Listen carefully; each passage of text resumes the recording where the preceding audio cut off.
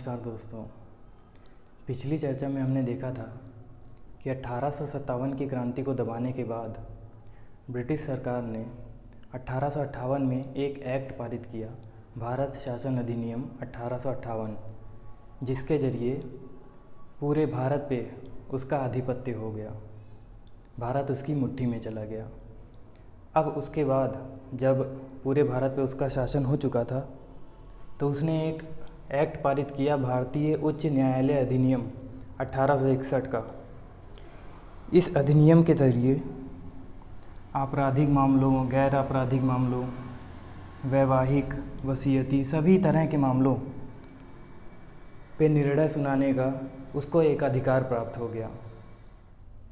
इसके बाद अंग्रेज़ों ने 1861, 1892 और 1909 में भारतीय परिषद अधिनियम पारित किए। इन अधिनियमों के द्वारा भारतीयों को प्रशासन एवं विधि निर्माण की प्रक्रिया में थोड़ी बहुत हिस्सेदारी दी गई। मताधिकार में महिलाओं को शामिल नहीं किया गया, ये इसकी कमी थी। इसके अलावा इसमें एक और कमी थी, हिंदुओं और मुसलमानों के लिए अलग अलग क्वालिफ़िकेशन रखी गई, अलग अलग योग्यताएं रखी गईं। हिंदुओं के लिए अलग नियम थे चुनाव में वोट डालने के, मुसलमानों के लिए छूट दी गई। ये अंग्रेज़ों का पहला कदम था फूट डालो और राज करो की नीति का। इसी के द्वारा अंग्रेज़ों ने शुरुआत की हिंदुओं और मुसलमानों में अलगाव की नीतियों को अपनाना और अपना शासन चलाते रहना। भारतीय जितने महत्व की आशा करते थे, अंग्रेज़ों से उन्हें कभी उतना महत्व नहीं मिला। असंतोष जारी रहा उनमें। 1865 में भारतीय राष्ट्रीय कांग्रेस की स्थापना की गई। जिस समय 1914 से 1918 के दौरान विश्व युद्ध चल रहे थे, जिसमें ब्रिटेन भी शामिल था, उस समय कांग्रेस के द्वारा स्वराज्य की मांग की गई, self government, home rule. Bharatiya Janata में फैले गहरे असंतोष को दूर करने के लिए अंग्रेज़ी हुकूमत ने मॉन्टेग्यू और चेम्सफोर्ड को सचिव बनाकर भारत की जनता की पीड़ा को समझने के लिए भेजा और इन दोनों ने मॉन्टफोर्ड योजना के नाम से अपनी रिपोर्ट प्रस्तुत की। इस रिपोर्ट के आधार पर अंग्रेज़ों ने भारत शासन अधिनियम 1919 पारित किया, जो भारत में 1921 से लागू हुआ। भारत शासन अधिनियम 1919 इसने भारतीयों को अपना शासन स्वयं चलाने का अवसर प्रदान किया, इसलिए इसे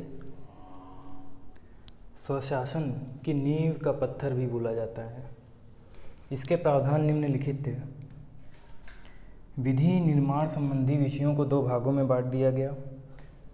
एक था केंद्रीय विषय, दूसरा था प्रांतीय विषय, central subjects, provincial subjects. Central subjects पे केंद्र कानून बना सकता था, प्रोविंशियल सब्जेक्ट्स पे राज्य, प्रांत कानून बना सकते थे। वर्तमान संविधान में भी इस व्यवस्था को अपनाया गया है।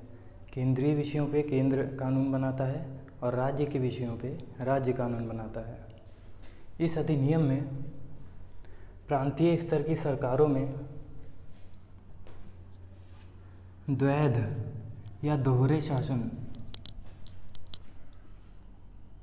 की व्यवस्था की गई थी, डायआर्की इन द प्रोविंसेस। इसके अनुसार प्रांतीय विषय जो थे उनको भी फर्दर दो कैटेगरी में बांटा गया था। पहली थी आरक्षित, दूसरी थी हस्तांतरित। पहली क्या थी? रिजर्व्ड, आरक्षित। दूसरी थी हस्तांतरित, ट्रांसफर्ड। आरक्षित विषय अधिक महत्व के थे।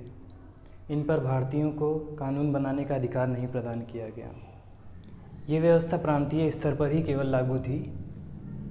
आरक्षित विषय और हस्तांतरित विषय की दोहरी व्यवस्था या द्वैध व्यवस्था। आरक्षित विषय जो थे पुलिस, न्याय, वित्त, सिंचाई, जेल इत्यादि, ये सब महत्वपूर्ण विषय थे। इनको अंग्रेज़ों ने अपने ही अंडर में रखा। इनका प्रशासन जो है प्रांत के गवर्नर के द्वारा चलाया जाता था। खास बात ये थी कि ये जो गवर्नर था ये अपने किए गए कार्यों के प्रति विधानसभा में जवाबदेह नहीं था, उसे किसी को कोई जवाब नहीं देना था। आरक्षित विषयों के विपरीत हस्तांतरित जो विषय थे वो कम महत्व के थे। शिक्षा, कृषि, स्थानीय शासन इत्यादि इन विषयों का संचालन जो है भारतीय मंत्रियों की सलाह पर गवर्नर के द्वारा किया जाता था। ये सच है कि इस अधिनियम के द्वारा उत्तरदायी सरकार को लाने का प्रयास किया गया, मगर भारतीयों को ये संतुष्ट न कर सकी, क्योंकि भारतीयों के मन में अब पूर्ण स्वराज की भावना मन में घर कर गई थी।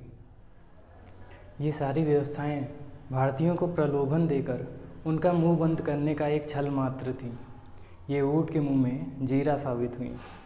परिणाम स्वरूप 1919 के अधिनियम द्वारा उत्तरदायित्वपूर्ण दोहरी शासन व्यवस्था अपने लक्ष्य को प्राप्त करने में असफल रही।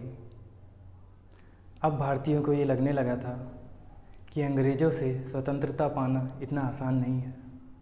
यही वो समय था जब महात्मा गांधी भारत आए।